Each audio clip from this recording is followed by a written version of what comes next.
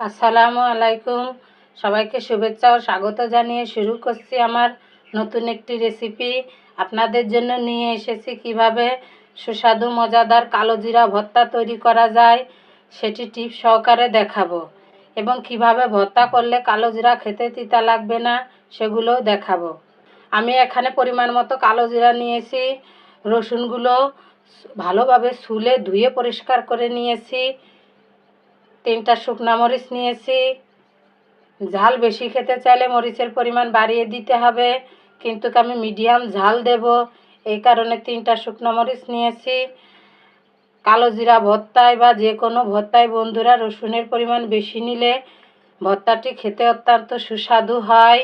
কালো জিরে ভাজবো, তার জন্য আমি চুলায় একটা কড়াই বসিয়ে দিয়েছি। কড়াইটি গরম হলে এর মধ্যে পরিমাণ মতো তেল দিয়ে দিলাম। তেল গরম হলে এর মধ্যে শুকনা মরিচ দিয়ে দিলাম। শুকনা মরিচগুলো হালকা একটু ভেজে নিতে হবে। শুকনা মরিচগুলো ভাজা হয়ে গেছে, এখন আমি তুলে নিচ্ছি। এখন এই তেলের মধ্যে আমি রসুনগুলো দিয়ে দিলাম। রসুনের ভিতর আমি 1/2 চামচ লবণ দিলাম। রসুনগুলো তেলের ভিতর হালকাভাবে ভেজে নিতে হবে। রসুনগুলো আমি বেশি ভাজবো না, রসুন বেশি ভাজলে রসুনের পুষ্টিগুণ নষ্ট হয়ে যায়। আমি রসুনগুলো হালকাভাবে ভেজে নিয়েছি, এখন এইগুলো তুলে নেব।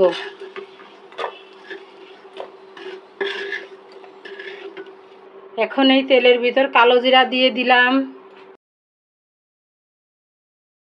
কালো জিরাগুলো আমি হালকাভাবে ভেজে নেব, অতিরিক্ত বেশি ভাজবো না। অতিরিক্ত ভাজলে কালো জিরা পুড়ে যাবে এবং কালো জিরা ভর্তা খেতে তিতা লাগবে। পটপট করে ফুটলেই বন্ধুরা কালো জিরা ভাজা হয়ে যাবে। কালো জিরাগুলো আমি হালকাভাবে ভেজে নিলাম। এখন চুলার জালটা বন্ধ করে দিয়েছি, চুলা থেকে নামিয়ে নেব। শুকনা মরিচ ভেজে নিয়েছি, রসুন ভেজে নিয়েছি। রসুন ভাজার পর রসুনের গায়ের এই চুচাগুলো ফেলে দিতে হবে। চুচাগুলো ফেলে দিয়ে রসুনগুলো বেটে নিতে হবে। কালো জিরা, রসুন এবং শুকনা মরিচ পাটায় বেটে নিতে হবে, অথবা ব্লেন্ডারে ব্লেন্ড করে নিতে হবে। আমি কালো জিরা ভর্তা পাটায় বেটে নিয়েছি। কালো জিরা, শুকনা মরিচ, রসুন একসাথে পাটায় ভালোভাবে বেটে নিয়েছি। তৈরি হয়ে গেছে আমার কালো জিরার ভর্তা। আমার কালো জিরা তৈরির ভর্তাটা যদি আপনাদের কাছে ভালো লেগে থাকে তাহলে একটা লাইক দিবেন। আমার চ্যানেলে নতুন নতুন রেসিপি পেতে প্লিজ আমার চ্যানেলটা সাবস্ক্রাইব করার অনুরোধ রইল।